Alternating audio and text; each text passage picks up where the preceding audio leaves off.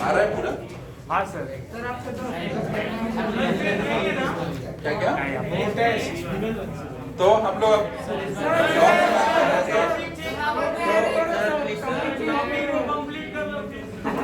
तो प्रेवोस्ट theory of heat exchange में क्या बोला था? तू बताएगा। प्रेवोस्ट थ्योरी ऑफ हीट एक्सचेंज क्या था? चलो बताओ। और कौन कौन है नो टेस्ट वाला? ठीक है, सेकंड लॉ तू बताएगा। तू पहले बता। लाइट बंद कर दिया जाए। लाइट बंद करो।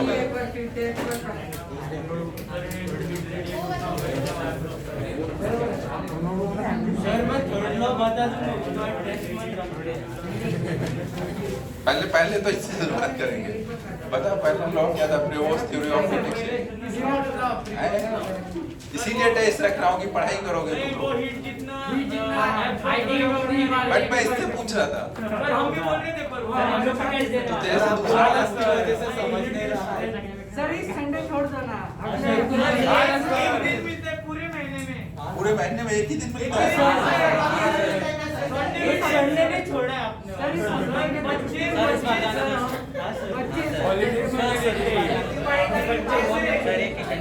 और ये जो सैटरडे वो 2 दिन जिसमें केमिस्ट्री की सुबह क्लास रहती है, फिर तो फ्री रहते होगे ना?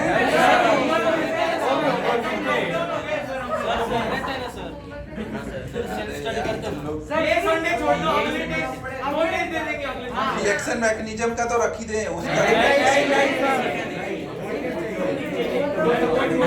कम से कम रिएक्शन मैकेनिज्म तो रहेगा, फिर सब रहेगा जाना।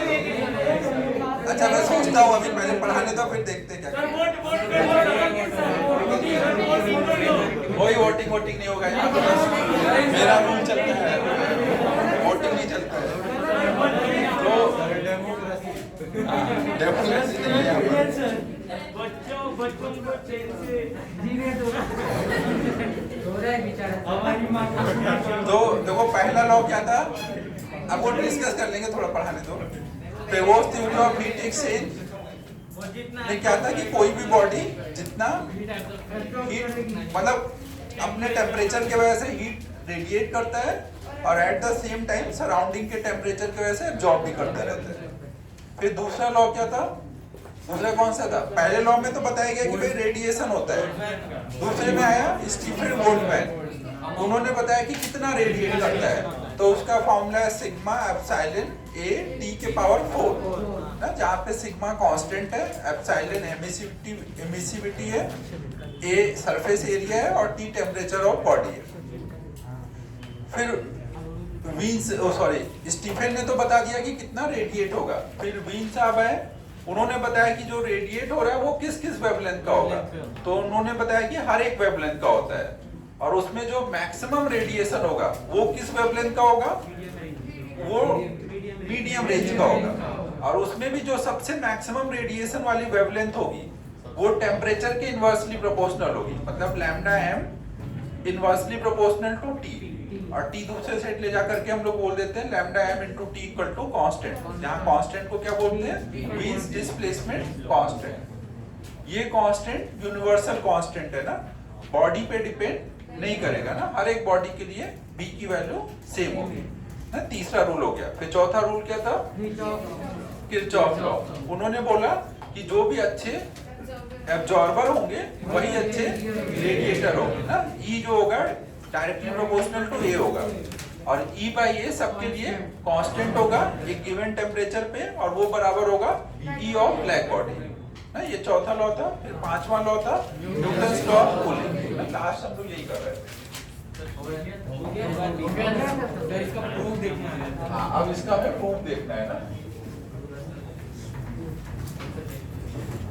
न्यूटन्स लॉ ऑफ कूलिंग में हमने क्या देखा कि अगर कोई भी हम बॉडी लेते हैं जो कि टी टेम्परेचर पे है और सराउंडिंग का टेम्परेचर टी नॉट है, और अगर बॉडी का temperature greater than T not होगा तो रेडिएशन ज्यादा हो रहा होगा ना, और इस ये एब्जॉर्ब जो कर रहा होगा वो कम हो रहा होगा। तो ये क्या होता जाएगा?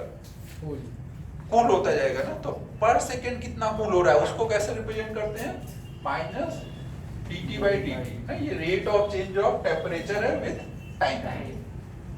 तो ये माइनस क्यों है? क्योंकि इसमें dt जो है वो तो माइनस होगा ना।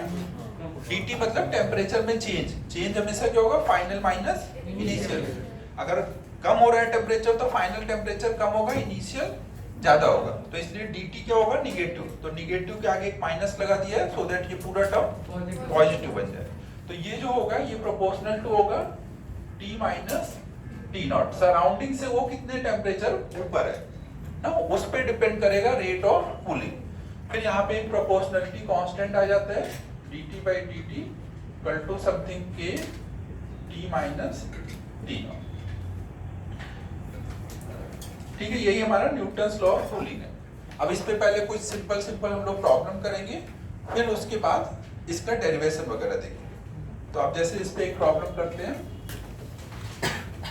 मान लो कोई बॉडी है जो कि इनिशियली 60 डिग्री सेंटीग्रेड पर है, इनिशियली वो 60 डिग्री सेंटीग्रेड पे है और अब 5 मिनट बाद इसका टेम्परेचर 60 से कुछ 50 डिग्री सेंटीग्रेड हो गया। तो हमें बताना है अब अगले 5 मिनट बाद बॉडी का टेम्परेचर कितना हो जाएगा। सराउंडिंग का टेम्परेचर कुछ मान लो 30 डिग्री सेंटीग्रेड। तो एक प्रॉब्लम तो अभी मैं करूंगा, फिर आगे से आप लोग करोगे। तो यहाँ पे देखो क्या हो रहा है। यहाँ पे एक चीज हमें ध्यान रखनी है, ये जो K है, ये जो कांस्टेंट है, ये बॉडी पे डिपेंड करने वाला कांस्टेंट है ना। अभी प्रूफ के टाइम हम लोग देख लेंगे ना, ये यूनिवर्सल कांस्टेंट नहीं है ना, अलग अलग बॉडी के लिए अलग अलग होगा। ये लिखा दिया था ना कि बॉडी डिपेंडेंट कांस्टेंट है। तो अब देखो यहाँ पे हम लोग ये लॉ को कैसे लगाएंगे। देखो ये तो क्या है, instantaneous rate of change of temperature है, लेकिन हमें जब क्वेश्चन आएंगे तो ऐसे एक इंटरवल में बात करेंगे। जब इंटरवल में बात करेंगे तो हम वहां पर average rate of change of temperature use कर लेंगे। लगभग उससे आंसर आ जाता है ना, लगभग। तो कोई और ऑप्शन नहीं होगा अगर ऐसे क्वेश्चन आया तो हमें फिर वो एवरेज लेकर के ही सॉल्व करना पड़ता है। तो हम यहाँ पे क्या लिख लेते हैं, इसी लॉ को ऐसे लिख लेते हैं।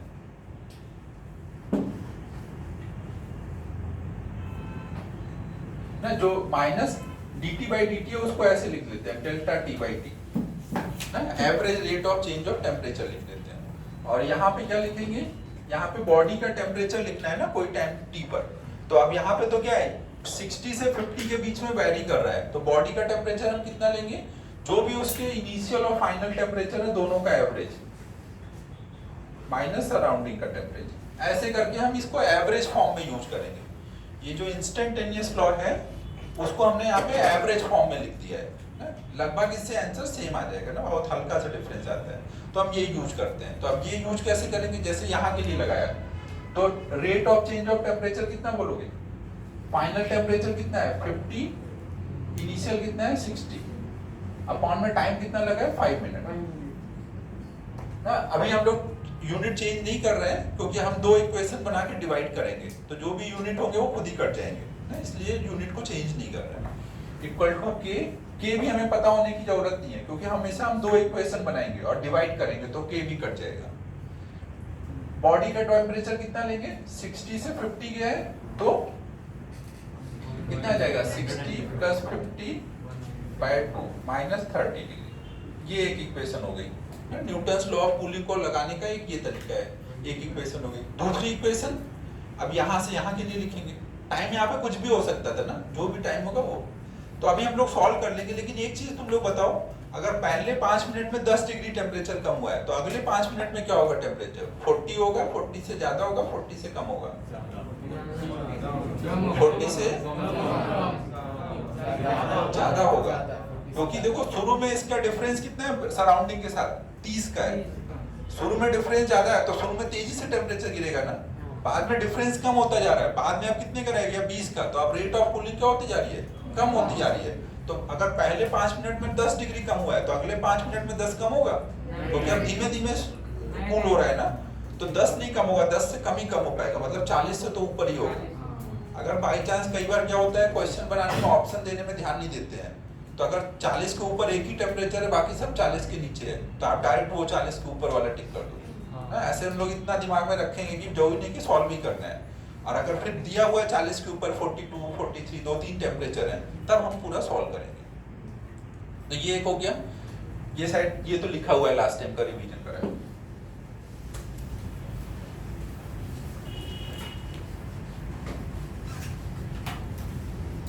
तो अब सेकंड यहां से यहां तक के लिए इक्वेशन लिखेंगे तो क्या लिखेंगे, माइनस डेल्टा टी।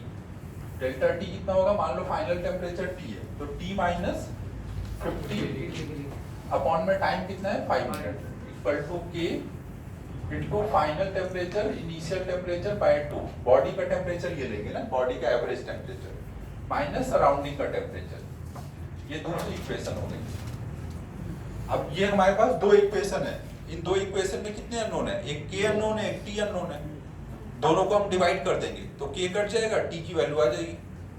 समझ रहे हो ना, तो इनको हम डिवाइड कर देते हैं।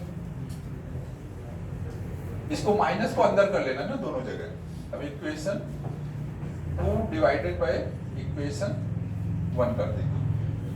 यहाँ पे अंदर रखोगे तो 50 माइनस टी होगा ना, डिवाइड करोगे तो दोनों इक्वेशन तो 5 तो कट चुका होगा ना, और यहाँ 60 माइनस 50 हो जाएगा नीचे।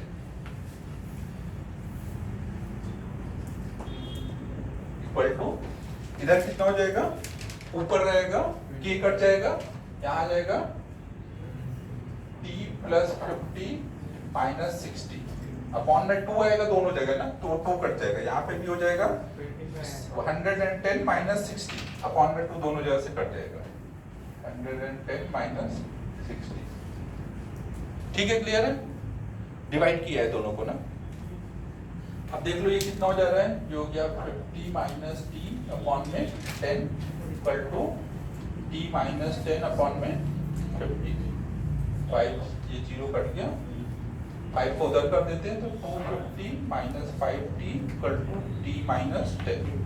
इसको उधर करते हैं तो 260 इक्वल टू 60, तो t आ जाएगा 260 बाई 6 कितना हो जाएगा 43.33। तो 40 के ऊपर आ गया ना। ठीक है, सबको समझ आया न्यूटन्स लॉ ऑफ कूलिंग वाली इक्वेशन को यूज कैसे करना है ना। मोस्टली हमें वो एवरेज फॉर्म में ही यूज करना पड़ेगा, क्योंकि ऐसे में इंटरवल में दिया जाएगा कि यहाँ से यहाँ तक ये टेम्परेचर हुआ तो वहां से वहां में कितना कम हो जाएगा। 2 बार इक्वेशन लिखनी रहेगी और डिवाइड करना रहेगा। अब एक खुद से कर लो, फिर उसका हम लोग डेरिवेशन वगैरह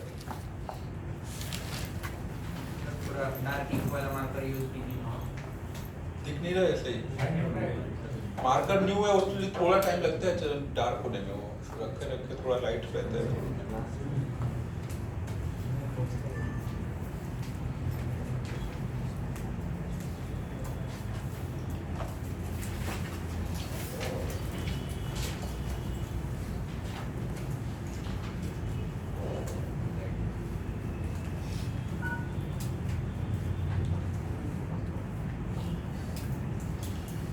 क्वेश्चन रब कर दूं?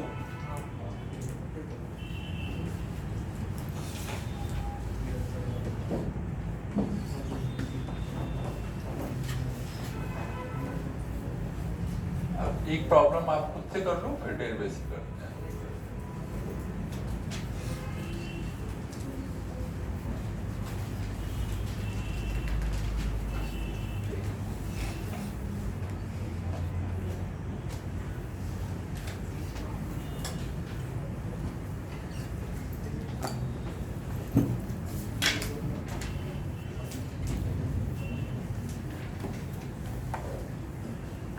मान लो कोई बॉडी 100 डिग्री से 2 मिनट में 90 डिग्री पे आ जा रही है, तो अब अगले 5 मिनट में कितने टेम्परेचर पे आ जाएगी ये निकालना है, और सराउंडिंग का टेम्परेचर कुछ 30 डिग्री।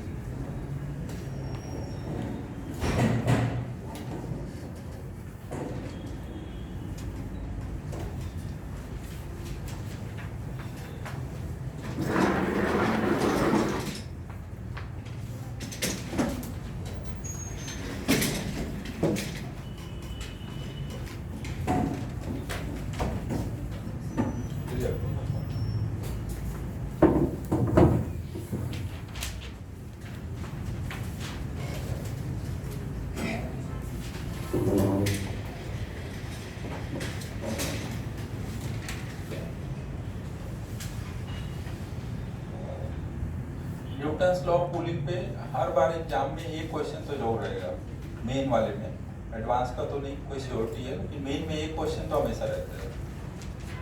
सिंपल सा लॉ है, लेकिन पता नहीं बहुत फेवरेट लॉ है, जो भी एग्जाम में हो पूछा जरूर से जाता है।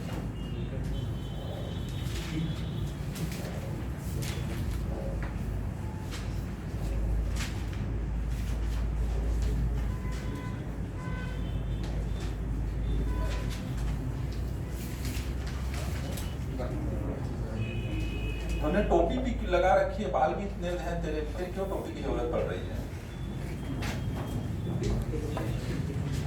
नहीं तो स्टाइलिश बाल है, उनको भी छुपा रखा है तुमने।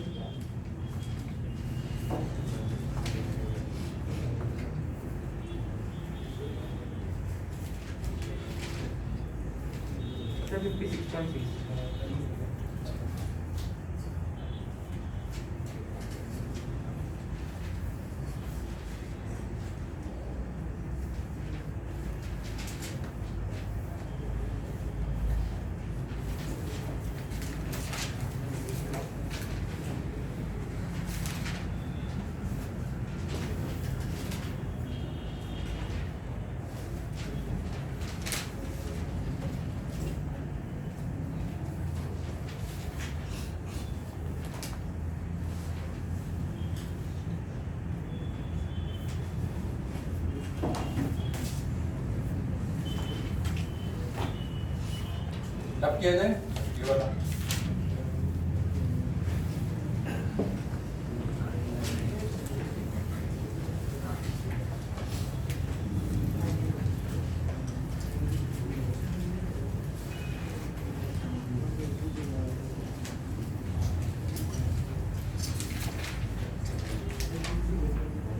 हो गया सबका?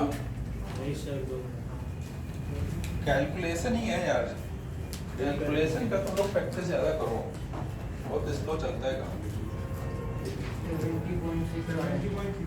70 पहले 2 मिनट में अगर 10 किया है, अगले 2 मिनट में 10 और मान ले, और फिर उससे में भी 10, फिर बाद 25 से ज्यादा तो कम नहीं हो सकता। समझो 25 से ज्यादा तो कम हो ही नहीं सकता है, तो 25 हमने शुरू के हिसाब से माना है 5 मिनट में, तो 90 से 25 और कम करेंगे तो कितना आ जाएगा? 65। तो 56 बोल रहा है तो 70 ये बोला है, 70 फिर भी एक रीजनेबल लग रहा है कि हो सकता है। अच्छा तो भी नहीं हो सकता 63 ना, 65 पे तो ऊपर आना चाहिए। समझो ना, अगर इनिशियल रेट ऑफ कूलिंग के हिसाब से सोचे तो अगर 2 मिनट में 10 डिग्री टेम्परेचर कम हो रहा है तो अगले 2 मिनट में कितना कम हो जाएगा? और 10 अगर मान ले, होगा नहीं, उससे कम ही होगा, तो और 10 कम करेंगे तो 80 हो जाएगा। 5 मिनट मतलब उसमें 2-2 मिनट के 2 इंटरवल और 1-1 मिनट का ले लेते हैं।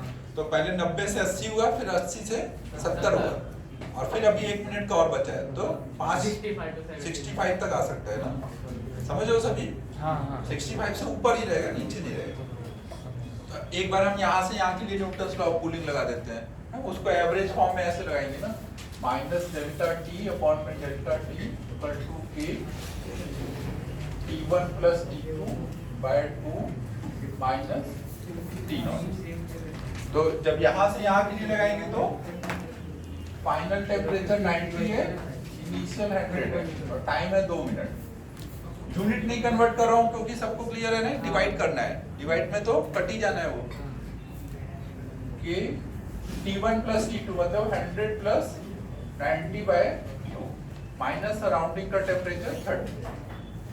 तो लगे तो इसको और थोड़ा सा सिंप्लीफाई कर देता हूँ, तो ये कितना हो जाएगा? 5 आ जाएगा इक्वल टू के, यहाँ आ जाएगा कितना? 65। ये सेपरेट करके बता रहा हूँ ना, ठीक है। ये एक इक्वेशन हो गई।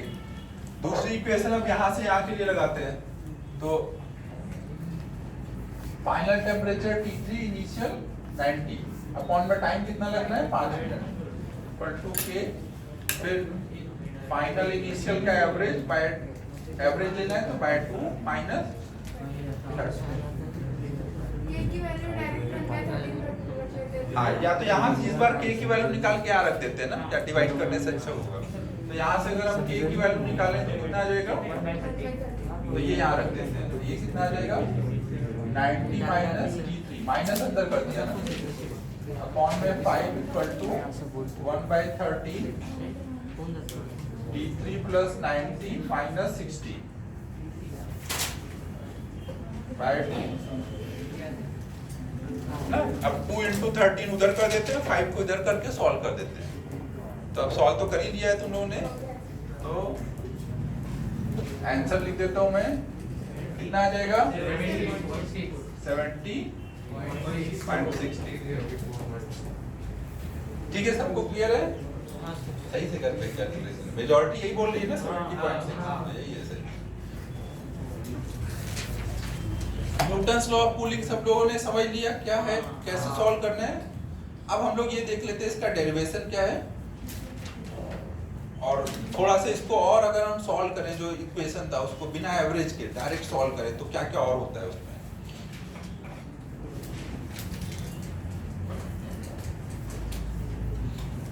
तो ज्यादातर क्वेश्चन में एवरेज लेना ही पड़ता है क्या? हाँ, एवरेज लेना पड़ता है। उसमें क्या होता है और वैरायटी नहीं होती है? नहीं, और कुछ और होता है वो बताता हूँ ना, बट मोस्टली क्वेश्चन आएगा तो यही वाला आता है। कुछ और थोड़ा सा कॉन्सेप्ट है वो भी बता देता हूँ। अगर यहाँ का टाइम इंटरवल दोनों जगह सेम हो जाएगा तो वहां पर एक होता है बिना एवरेज ये भी काम हो जाता है, तो वो भी एक बताता हूँ ना। लेकिन अगर सेम हो या अलग एवरेज लेके तो कर ही सकते हो। फर्स्ट क्वेश्चन में इतने टाइम। हाँ, अगर दोनों में 5-5 मिनट है तो वहां पे एक मैं अभी फॉर्मूला बताऊंगा, वो डायरेक्ट लगा सकते हो, बट सेम टाइम इंटरवल के लिए होगा। लेकिन ये एवरेज वाला तो हर जगह चल जाएगा। तो अब पहले तो हम डेरिवेशन देख लेते हैं ना इसका।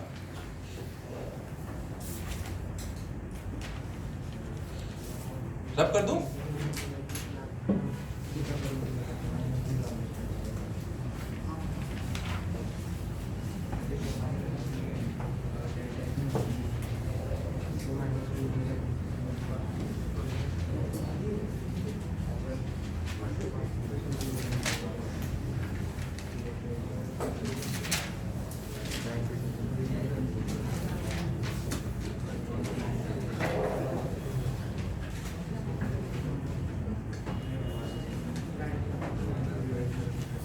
नेक्स्ट हम लोग न्यूटन्स लॉ ऑफ कूलिंग का डेरिवेशन देख रहे हैं। तो डेरिवेशन को हम ऐसे सोच सकते हैं, मान लो हमने कोई बॉडी ली, ये कोई टाइम पे T टेम्परेचर पे है और सराउंडिंग का टेम्परेचर T0 है। बॉडी का मास हमने S ले लिया, बॉडी का स्पेसिफिक हीट कुछ S दिया हुआ है। अब ये क्या हो रहा होगा, अपने टेम्परेचर की वजह से अगर बॉडी का टेम्परेचर सराउंडिंग से ज्यादा है तो ये क्या हो रहा होगा, रेडिएट ज्यादा कर रहा होगा, और जो इस पे हीट आके गिर रहा होगा वो कम हो रहा होगा ना।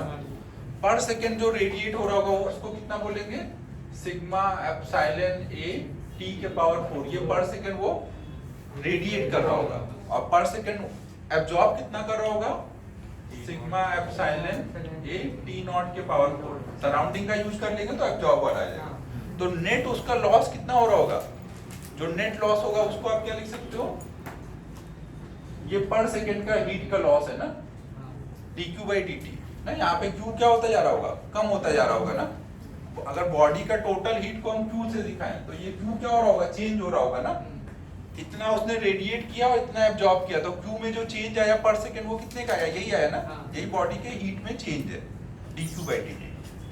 पर सेकेंड सब कुछ लिया है इसलिए रेट लिखा है ना, dQ/dt। और यहाँ पे क्या हो रहा है, ये रेडिएट ज्यादा कर रहा है, एब्जॉर्ब कम कर रहा है, तो उसका Q क्या होता जा रहा होगा, कम होता जा रहा है ना। Q अगर कम होता जा रहा है तो ये वाला टर्म क्या होगा, निगेटिव होगा। जबकि इधर आपने क्या लिखा है, ये ज्यादा है ये कम है, तो ये टर्म तो प्लस में है ना, और इधर ये टर्म माइनस में है, तो साइन बैलेंस करने के लिए हमें यहाँ पे एक माइनस लगाना पड़ेगा। ये बात समझ आई सबको? ठीक है। अब अगर हम इस बॉडी से dQ हीट निकाल लेंगे, अगर हम इस बॉडी से dQ हीट निकालेंगे तो इसके टेम्परेचर में चेंज आएगा। कितने से का चेंज आएगा, अब इसके लिए dQ = ms डेल्टा T लगा दोगे। अगर ये निगेटिव होगा तो ये भी निगेटिव होगा ना। अगर हीट कम हो रही होगी तो टेम्परेचर भी कम होगा ना। बॉडी से क्या हुआ, डेल्टा Q निकाला गया है ना, तो क्या होगा, उसका ms डेल्टा T लगा दोगे टेम्परेचर चेंज। तो यहाँ पे हम लिख सकते हैं इस जगह पे -ms dt/dt, dQ की वैल्यू डाल दी, ये बराबर हो जाएगा सिग्मा एप्सिलॉन ए टी के पावर 4 माइनस टी नॉट के पावर 4। ठीक है, ms को इधर कर देते हैं और मान लो ये जो सराउंडिंग से इसका टेम्परेचर है उसको हम ऐसे लिख देते हैं T equal to T naught plus delta T, मतलब वो डेल्टा टी सराउंडिंग से टेम्परेचर में ऊपर है, डेल्टा टी उसका कुछ टेम्परेचर डिफरेंस है। तो हम यहाँ पे क्या लिख सकते हैं, minus D T by D T equal to sigma epsilon A over इसको इधर ले आओ, यहाँ पे लिख देंगे T naught plus delta T.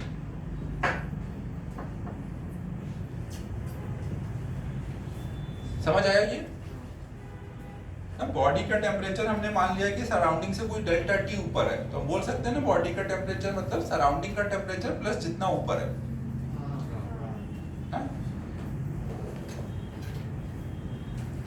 अब इसमें डेल्टा ये टी नॉट कॉमन कर दो, टी नॉट कॉमन करोगे तो ये क्या हो जाएगा,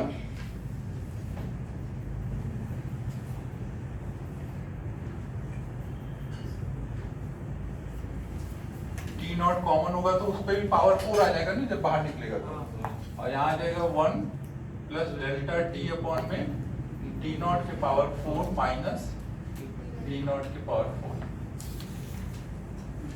अब देखो अगर यहाँ पर बॉडी मान लो सराउंडिंग से 30-40 डिग्री ऊपर है ना, सराउंडिंग से अगर 30-40 डिग्री ऊपर है तो यहाँ पे कितना होगा, ये जो भी डिफरेंस होगा वो लिखोगे, और नीचे सराउंडिंग का टेम्परेचर, सराउंडिंग का टेम्परेचर कितना होगा, मान लो सराउंडिंग 25 डिग्री 30 डिग्री पे कुछ है तो 30 प्लस 273, ये तो टी नॉट लिखोगे ना केल्विन में, तो ऊपर कुछ मान लो 20 25 30 जो भी डिफरेंस है वो नीचे अपॉन में 300 कुछ केल्विन में होगा, तो ये डिफरेंस बहुत कम होगा, मतलब डिवाइड करोगे तो ये वैल्यू बहुत छोटी हो रही होगी। अगर ये वैल्यू बहुत छोटी होगी तो यहाँ पे हम बायनोमियल लगा देंगे ना, मतलब हम जो अब लॉ पढ़ेंगे जो डिराइव कर रहे हैं वो अप्रोक्सीमेट लॉ होगा ना, एग्जैक्ट लॉ नहीं है, क्योंकि हमने यहाँ पे अप्रोक्सीमेशन यूज कर दिया है। ठीक है, तो हम यहाँ पे मान रहे हैं कि delta T by T not बहुत छोटा है, तो इस टाइम पे इसको आगे ले आएंगे और ऐसे लिख देंगे।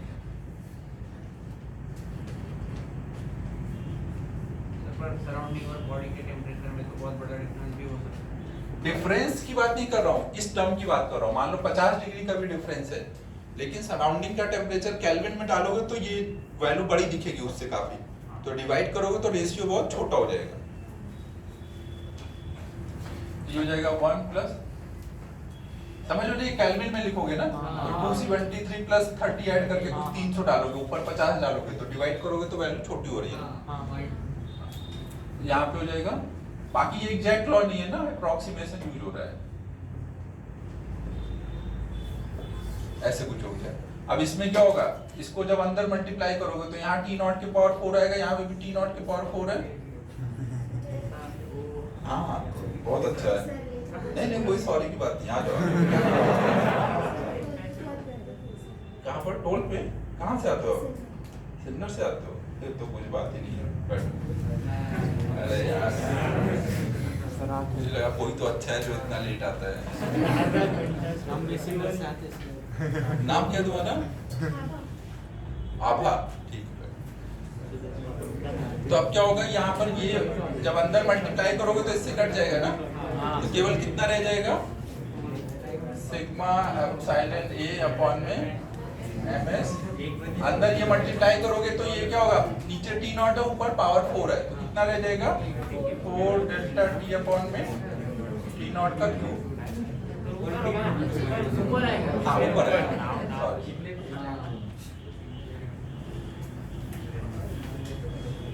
ठीक है।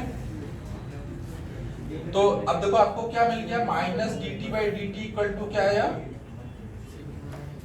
सिग्मा एप्सिलॉन ए अपॉन में एम एस 4 भी है, टी नॉट के पावर क्यूब है इनटू डेल्टा टी। तो ये क्या है, टेम्परेचर में जो रेट ऑफ चेंज है, कूलिंग का जो ये रेट है ना, वो किस पे डिपेंड कर रहा है, ये सब तो कुछ कांस्टेंट टर्म आए हैं, इनटू टेम्परेचर सराउंडिंग के साथ कितना ऊपर था डेल्टा टी, उसके प्रोपोर्शनल आ गया ना। अब इसमें देख रहे हो अलग अलग बॉडी के लिए एम की वैल्यू अलग अलग होगी, मटेरियल अलग अलग होगा तो एस भी अलग अलग होगा, ए भी अलग अलग हो सकता है, इसलिए ये कांस्टेंट जो है वो कैसा कांस्टेंट है, अलग अलग बॉडी के लिए अलग अलग है, तो बॉडी डिपेंडेंट कांस्टेंट है, इसीलिए वहां पे हम लोगों ने उस टाइम लिख लिया था। अलग अलग बॉडी होगा तो के सेम यूज नहीं करते हैं। नोट कर लो इसको। सर मतलब Newton's law of cooling approximation basis. हाँ अप्रॉक्सीमेशन।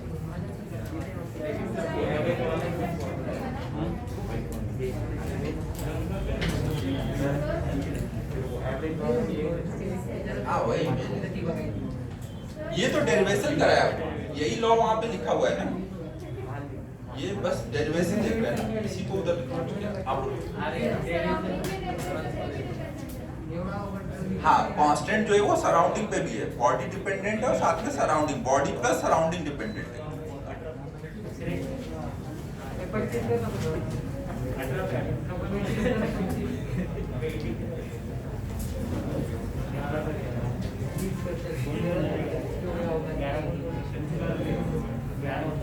समझ आएगा सभी को?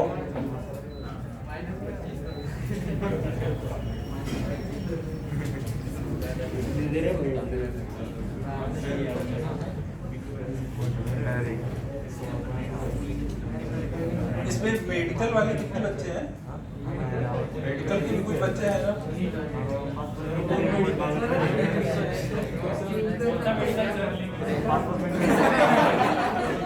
मेडिकल वाली दुकान होती है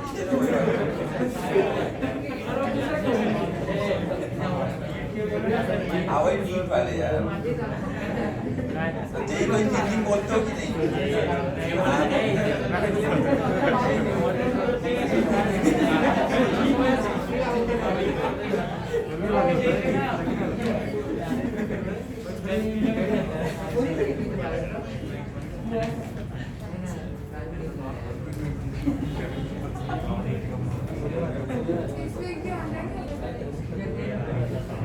तो अभी ऑनलाइन ही होगा, अभी कौन लफड़ा लेना, दिक्कत है अभी चल रही है। नॉर्मल होने दो, डेली केस पढ़ते ही जा रहे हैं तब तक टेस्ट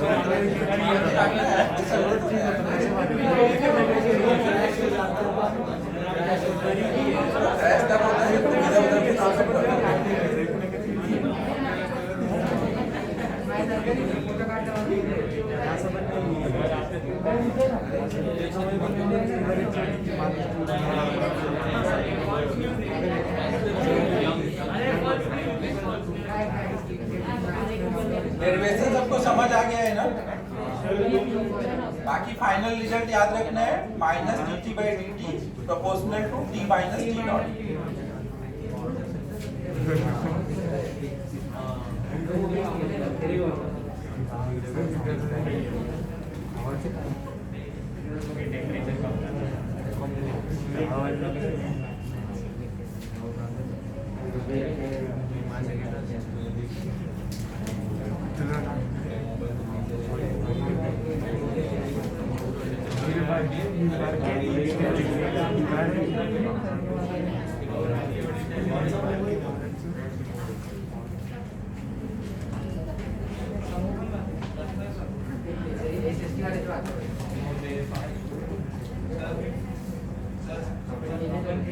क्या क्या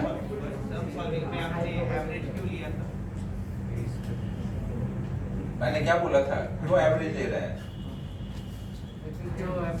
क्योंकि अप्रोक्सीमेटली सॉल्व कर रहे हैं। बाकी मैं तो कुछ भी कर सकता हूँ, कर दिया है।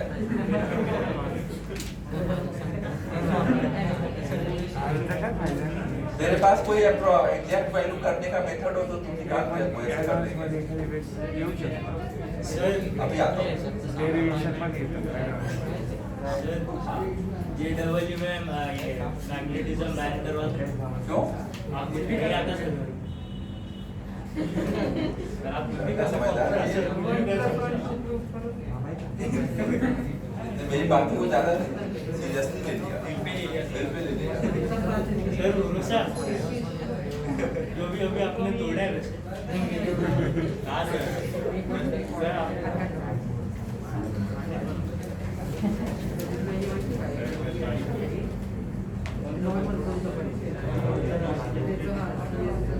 आर्यन क्या दिक्कत चल रही है? इधर है।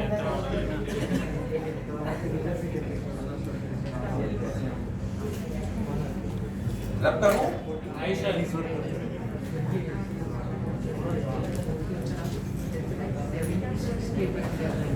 बोला नहीं सर, तेरी बात तो सुन ही नहीं रही, तो टाइम पास कर रहा है। सर बाकी देखो ये दोनों कुंबर ब्रदर कब से लिख के बैठे हुए हैं, बोर हो रहे हैं। मैं सुन रहा था तभी लिख रहा था सर, मैंने समझा भी नहीं।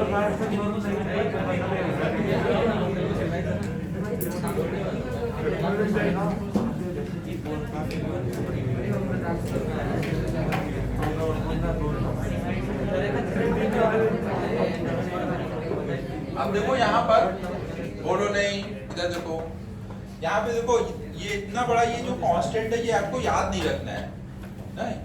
अगर कोई कर सकता है तो कर लो, थोड़ा बहुत फायदा होगा, बहुत खास फायदा होता नहीं है इससे, बट इसमें जो काम की बात है बस वो हम याद कर लेंगे ना। काम की बात क्या है वो देख लेते हैं। देखो यहाँ पे जो कांस्टेंट आया है उसकी वैल्यू कितनी आई है,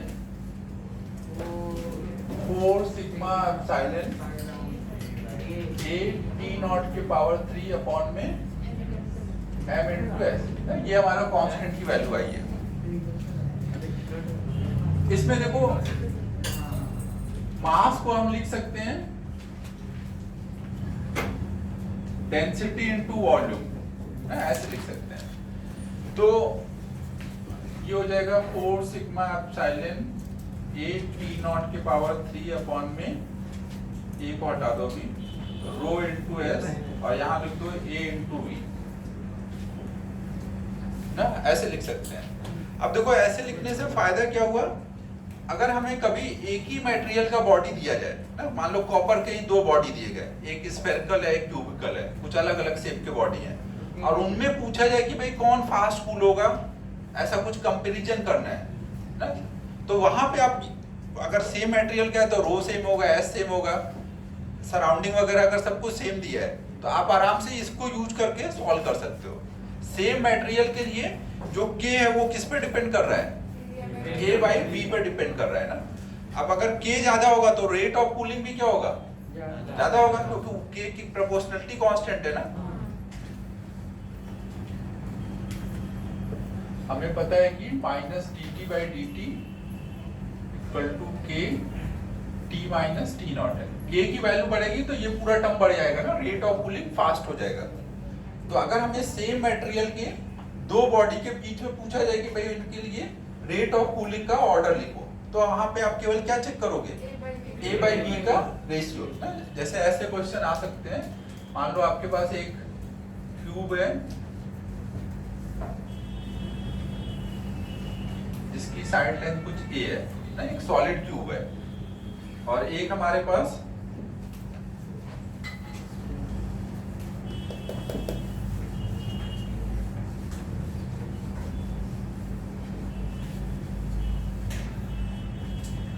स्फीयर है, सॉलिड स्फीयर जिसका रेडियस A है, सब सेम मटेरियल के बने हैं, और एक आपके पास सिलेंडर दिया हुआ है, सिलेंडर की हाइट कुछ 2a है और रेडियस कुछ a है। सब कुछ इनिशियली सारे सेम टेम्परेचर पे थे, और सराउंडिंग तीनों केस में T नॉट पर है। तो हमें बताना है कि अभी इस सिचुएशन से अगर हम रेट ऑफ कूलिंग देखें तो किस ऑर्डर में रेट ऑफ कूलिंग स्टार्ट होगी, रेट ऑफ कूलिंग का ऑर्डर लिखना है।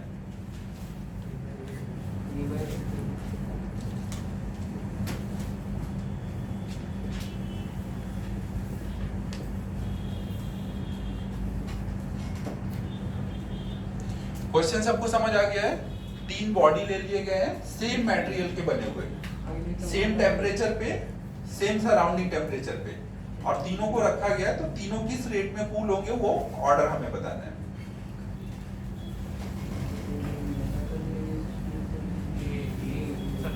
मेरे क्वेश्चन क्या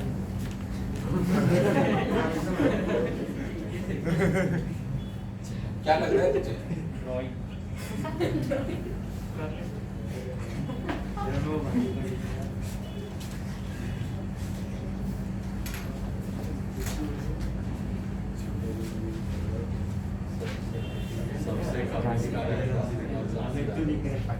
ऑर्डर लिखना है उसका।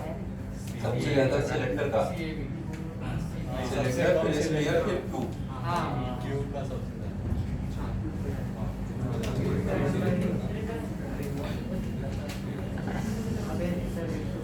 ये नोट हो गया है? पहले ये नोट करना था ना। हाँ हो गया सर।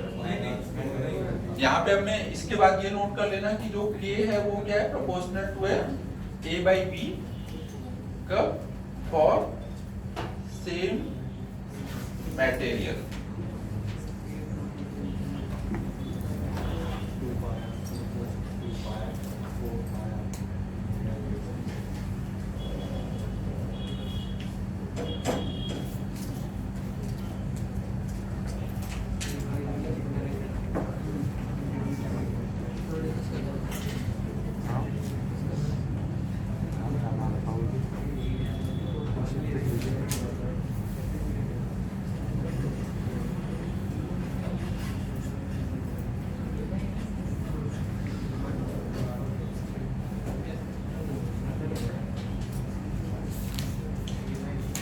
तो हम लोग यहाँ पे अगर A by B का रेशियो निकालें क्यूब के लिए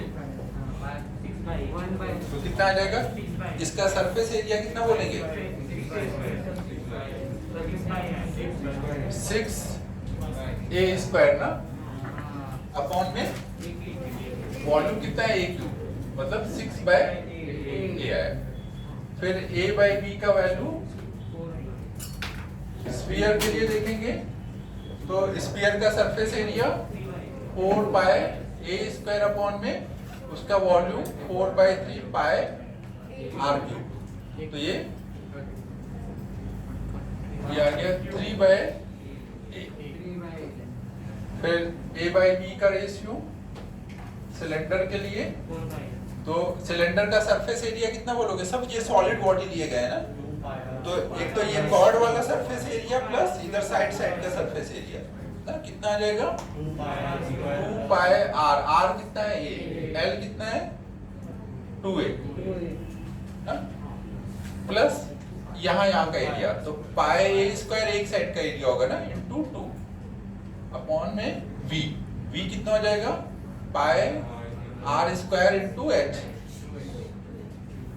कितना हो जा रहा है ये पूरा? 2 पाई A स्क्वायर और यहाँ कितना है? 4 पाई A स्क्वायर, तो 6 पाई A स्क्वायर अपॉन में नीचे कितना आ जा रहा है? 2 पाई A क्यूब, तो 3 बाई A। तो दिख रहा है इन दोनों के लिए A by B का रेशियो सेम आया है और इसके लिए सबसे ज्यादा आया हुआ है, तो सबसे फास्ट स्फीयर कूल होगा और उसके बाद ये दोनों हो रहे होंगे।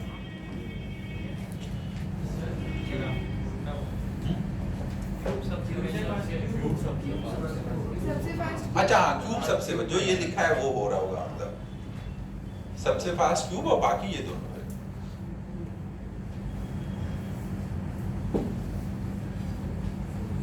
क्यूब हो गया, स्फीयर,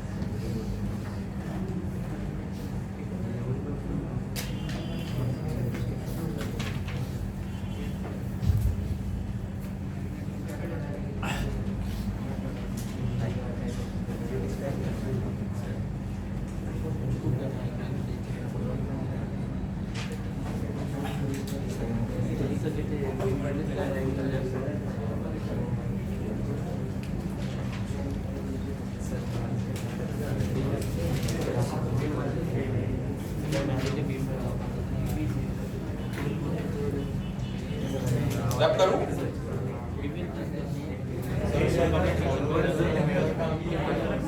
अंदर हॉलो, देखो यहाँ पे अगर ये हॉलो होता तो क्या सरफेस एरिया आप दो साइड का काउंट करते?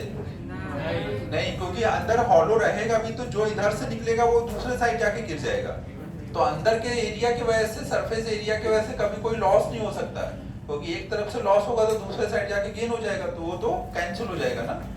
जो भी होगा बाहर का जो एरिया है इसी की वजह से लॉस हो सकता है।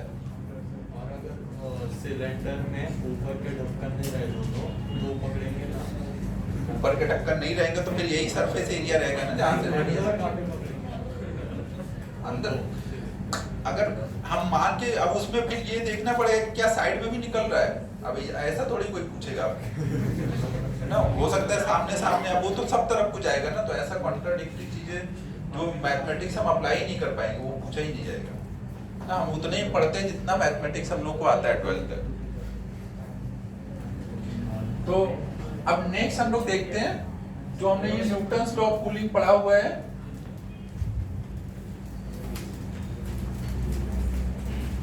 इसको यूज करते हुए बॉडी का टेम्परेचर निकालना कोई भी टाइम टी पर ना। अगर हमें इनिशियल टेम्परेचर कुछ पता है तो हम क्या कोई टाइम टी पे उसका टेम्परेचर निकाल सकते हैं। तो ये निकालने के लिए हम इसी को थोड़ा और सिंप्लीफाई कर लेंगे। तो इसमें हम क्या कर सकते हैं ना, इसमें हमने माना है कि बॉडी को ही हमने ली हुई है, उसका टेम्परेचर अभी टी है, सराउंडिंग का टी नॉट है ना, तो उसका रेट ऑफ कूलिंग लिख दिया। अब हम इसको ऐसे लिख सकते हैं माइनस डी टी अपॉन में T minus T naught equal to इधर लिख सकते हैं के इंटू डी टी। माइनस को इस साइड कर लेते हैं, अब दोनों साइड इंटीग्रेट करते हैं। मान लो जब टाइम जीरो था, क्या हो गया, मान लो जब टाइम जीरो था तो बॉडी का इनिशियल टेम्परेचर कुछ टी आया था और कुछ टी टाइम बाद उसका फाइनल टेम्परेचर कुछ टी एफ हो चुका है ना? तो अब 1/x का इंटीग्रेशन कितना होता है ln x ना, और अगर 1/x प्लस ये आ जाएगा तो इंटीग्रेशन कितना हो जाएगा ln x प्लस ये हो जाएगा ना? तो ये कितना हो जाएगा, इसको ऊपर ले जाएंगे तो हो जाएगा ln t minus T not ना। कोई कोएफिशिएंट नहीं है तो डिवाइड करने की जरूरत नहीं है। यहाँ पे आ जाएगा इनिशियल फाइनल, इधर क्या आ जाएगा माइनस के इंटू टी।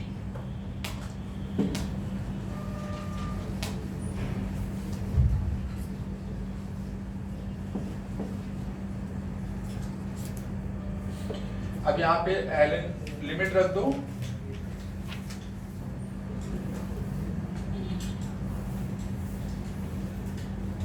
ना ऐसे आ जाएगा। ln को दूसरे साइड कर देते हैं तो ये हो जाएगा tf minus T naught equal to upon में t i minus T naught equal to e के पावर माइनस के। इसको देखो आप क्या बोल सकते हो, सराउंडिंग से फाइनल टेम्परेचर डिफरेंस। ये क्या है, सराउंडिंग के साथ फाइनल टेम्परेचर डिफरेंस, और ये क्या है, सराउंडिंग के साथ इनिशियल टेम्परेचर डिफरेंस है। तो इसको हम ऐसे भी लिख सकते हैं डेल्टा टी एफ अपॉन में डेल्टा टी आई। तो फाइनल टेम्परेचर डिफरेंस सराउंडिंग के साथ कोई भी टाइम पे कितना होगा, इनिशियल इनटू ई के पावर माइनस के टी ना। एक्सपोनेंशियली टेम्परेचर डिफरेंस जो है वो कम होता जा रहा है और लास्ट में जाके कितना हो जाएगा, आफ्टर लॉन्ग टाइम ये कितना लिखोगे, ई की वैल्यू माइनस इनफाइनाइट कितनी होगी, जीरो ना। मतलब after long time temperature difference surrounding के साथ कितना हो जाएगा, जीरो। टेम्परेचर डिफरेंस जीरो होगा तभी ना सराउंडिंग के टेम्परेचर पे पहुंचेगा। आफ्टर लॉन्ग टाइम कोई भी चीज रखोगे तो वो किस टेम्परेचर पे आ जाएगा, जो सराउंडिंग का टेम्परेचर होगा। मतलब डेल्टा टी एफ क्या हो जाएगा, जीरो हो जाएगा। ठीक है, क्लियर है।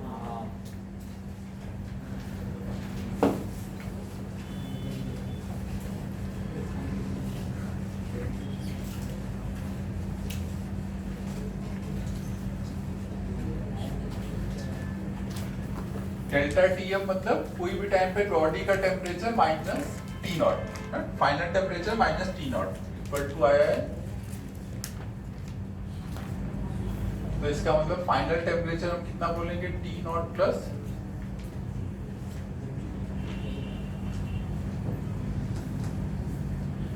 आफ्टर लॉन्ग टाइम ये वाला टर्म जीरो हो जाएगा ना, तो फाइनल टेम्परेचर टी नॉट के इक्वल हो जाएगा।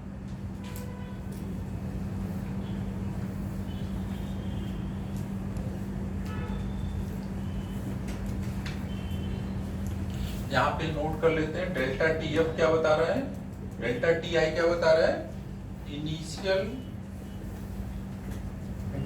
टेम्परेचर डिफरेंस विथ सराउंडिंग, और डेल्टा टी एफ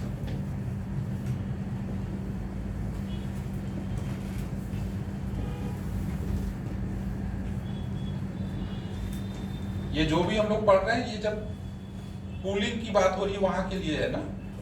जो भी इनिशियल टेम्परेचर डिफरेंस है वो क्या है, बॉडी का टेम्परेचर ज्यादा है सराउंडिंग का कम है, उस हिसाब से लिखा हुआ है ना।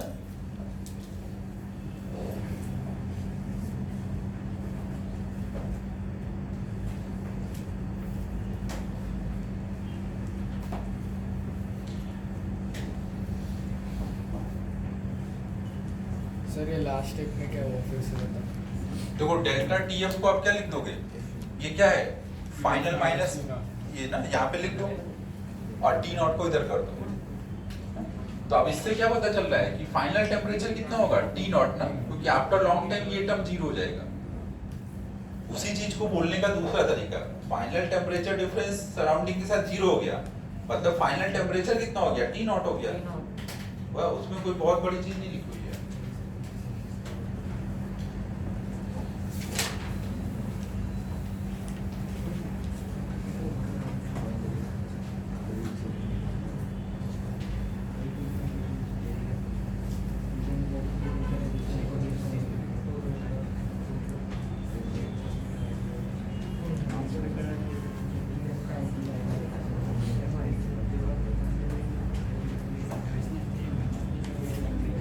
एसी बंद करो, आज एसी चल रहा है इसलिए अच्छा लग रहा है मुझे, कुछ दिक्कत नहीं है आज बड़ा। क्या उधर ठंडी लगती है ना जो उधर रहते हैं, एसी में ये बहुत दिक्कत है, जो उस साइड बैठता है वो पूरे टाइम परेशान रहता है। तुम लोग लगे तो इस साइड बैठो, तुम लोग उधर बैठो, तेरा तो ऊपर से ऐसा हेड टाइप है पूरा, वैसे एसी का बात हो जाएगा, तू बैठ सकता है उधर। सर इसको अकेले भेज दो ना, इसको एसी चाहिए। अब तो नेक्स्ट क्लास में हो पाएगा, आज तो ऐसे ही। सर बैठा दो सर। ये साइड अप करूं,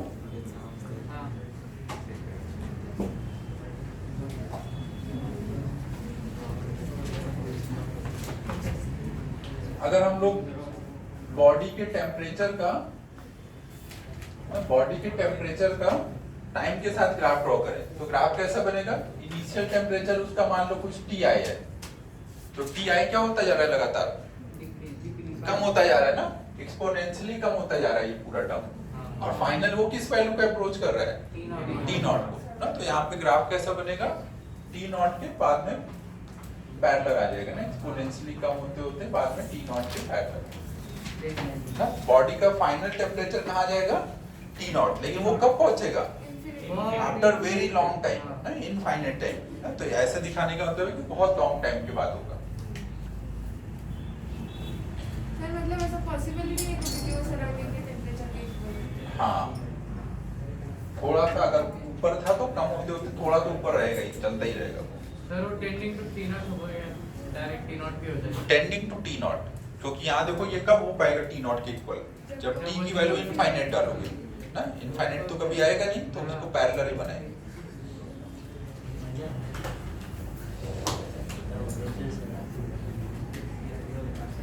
ये सेटअप कर दो,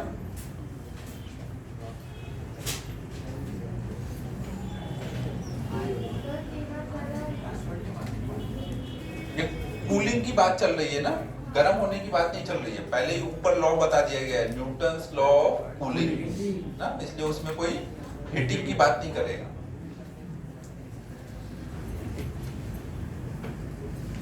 अगर हम केवल टेम्परेचर डिफरेंस का ग्राफ बनाए टाइम के साथ ना, कि बॉडी का टेम्परेचर डिफरेंस टाइम के साथ कैसे चेंज हो रहा है, तो कौन सा वाला ग्राफ ड्रॉ करेंगे, इसको देख करके ना। तो ये फाइनल वैल्यू कितने तक जाएगी, ये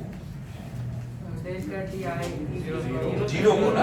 तो इसके ग्राफ कैसा बनेगा, अगर इनिशियल टेम्परेचर डिफरेंस कोई डेल्टा टी आई है, तो टी आई कम होते होते लास्ट में कितने को पहुंचना है, जीरो ना। अगर टेम्परेचर डिफरेंस का ग्राफ बनाएंगे तो जीरो को टेंड कराएंगे, और अगर बॉडी के टेम्परेचर का ग्राफ बनाएंगे तो टी नॉट को टेंड कराएंगे।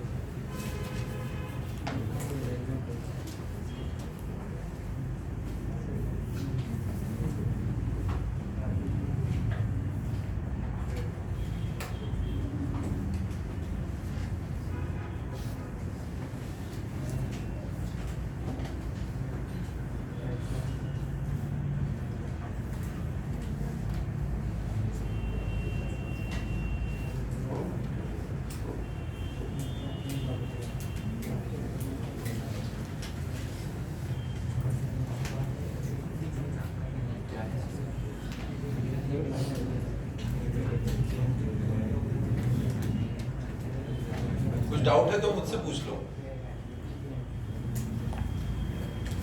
रब करूं? हाँ सर। हाँ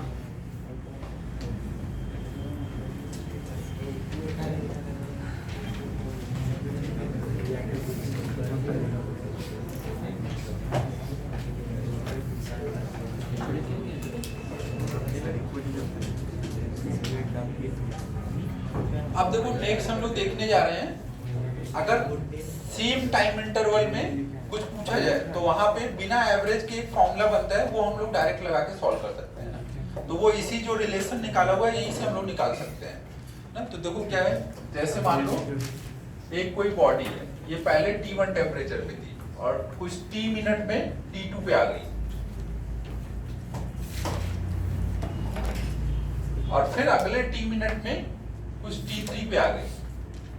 अगर मान लो T1 T2 दिया है, T3 निकालना है, तो एक तो हमने वो एवरेज वाला तरीका देखा हुआ है। अब हम लोग देखेंगे ये जो हमने रिलेशन यूज किया उसको यूज करके हम डायरेक्ट भी इनको लिख सकते हैं। डायरेक्ट देखो कैसे लिख सकते हैं, सराउंडिंग का टेम्परेचर मान लो T0 है, हमने देखो यहाँ एक रिलेशन पढ़ लिया, delta TF equal to delta TI e के पावर माइनस KT ना, ये रिलेशन पढ़ लिया ना। या फिर हम इसको ऐसे लिख सकते हैं, डेल्टा TF अपॉन में delta TI equal to e के पावर माइनस KT।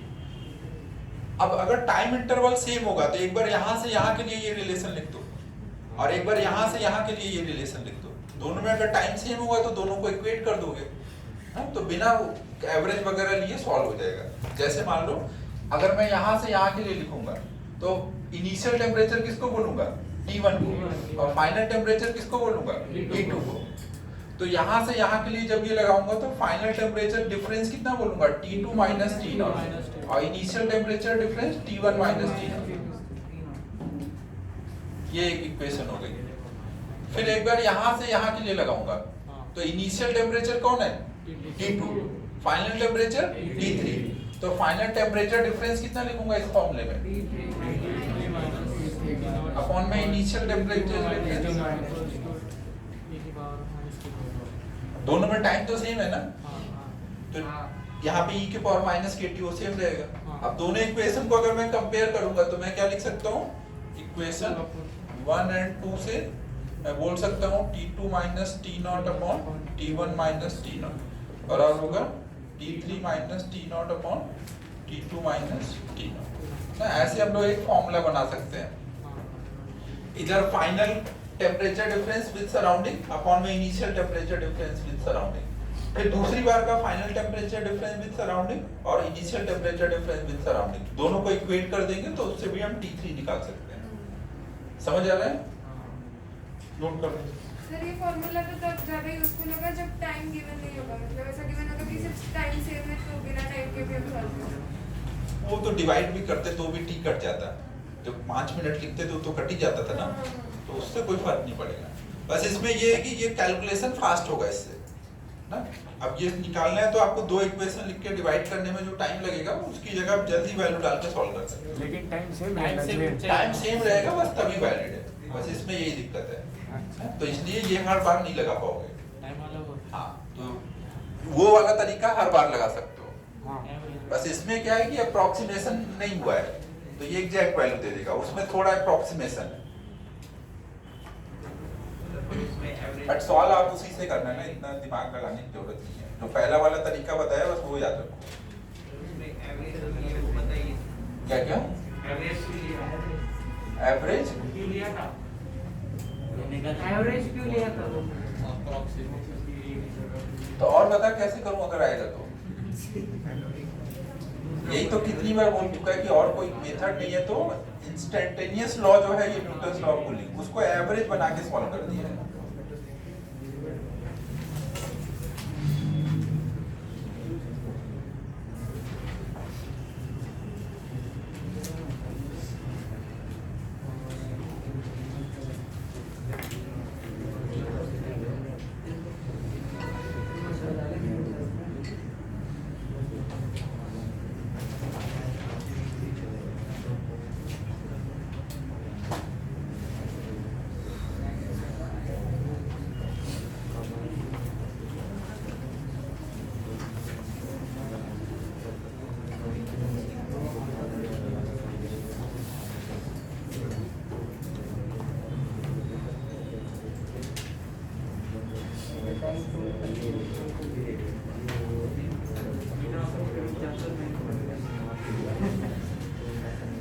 Settle.